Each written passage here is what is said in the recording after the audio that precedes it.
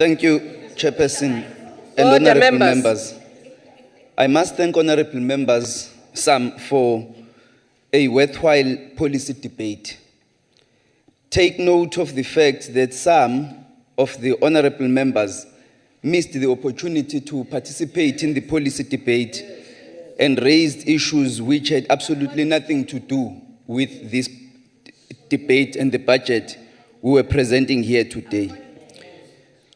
Honorable Hatting, I think, to start with, Honorable Sir, as somebody who is a member of parliament, you do know that the IEC, that the Department of Home Affairs does not exercise oversight over the IEC. Our duty is to transfer the funds. It is parliament that, that exercises oversight over the IEC. But it is unprecedented for an honorable member to attack a Chapter 9 institution. To stand on this platform, viciously attack a Chapter 9 institution, particularly given that we have elections coming. It could also be that the honorable member is making a preemptive strike against the IEC in anticipation of poor performance on the 3rd of August. But the issues that Mr. Hatting, Honorable Hatting raised here are being dealt with in the Constitutional Court, and I think it was inappropriate of him to raise them here. It is my view that the Honorable Mukhosi's comments about our partnerships with the bank have been very well responded to. It is about expanding our footprint. It is about optimizing the capacity available in the country to be able to provide convenient service to South Africans, and it has nothing to do with any of the things that she made allegation towards. It is true, therefore, what Honorable Stock says, Honorable Chairperson, that we must not be held responsible for an honorable member's ignorance. Now, the issue raised by Honorable Kaula about network consistency in rural areas is an issue of great concern to us too. We are discussing that with both SETA as well as Telkom, because rural areas lack the broadband capacity to be able to have a consistent network supply.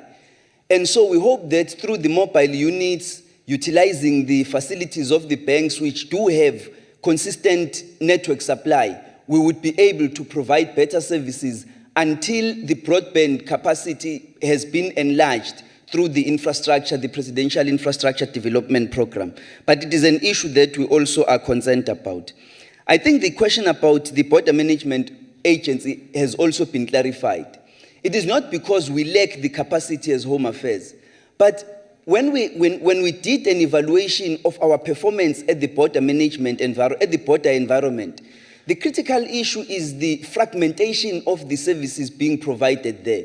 The Department of Home Affairs, Agriculture, Health, Police, the Army, and so on. And the view was that put all of these functions under one organization, a border management agency, which will then take over the responsibilities of all other departments. In that case, you don't even need to sign a memorandum of understanding or cooperation with these other government departments, because all the functions and the powers will have been transferred to the PMA.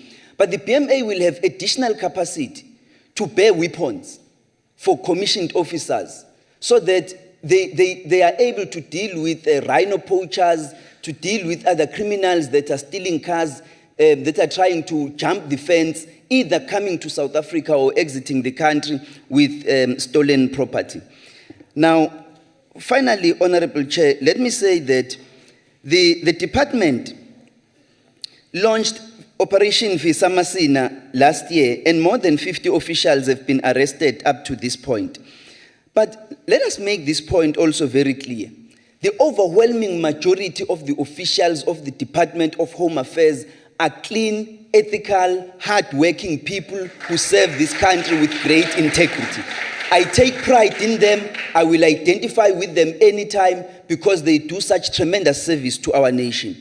We must not paint all of them with the same brush because of the actions of a few people, because they do such excellent work. We also have a partnership with the banks and insurance companies that has ensured that we combat identity theft. We've been able to save over 3.2 billion rand. That is the estimation by the banking and the insurance industry themselves.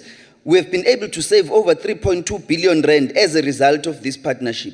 And let me say finally, Honorable Chair, that the Department of Home Affairs has a responsibility towards South Africa that exceeds that of other departments such as tourism. For us, our responsibility is not only to ensure that tourists come to South Africa, but it is also to protect South Africa from foreigners that are unwanted in our country. And therefore, our visa regulations sought to achieve that balance between economic development and national security. And we are happy that government has continued to support us wholeheartedly in implementing these visa regulations. Thank you. Thank you, Minister.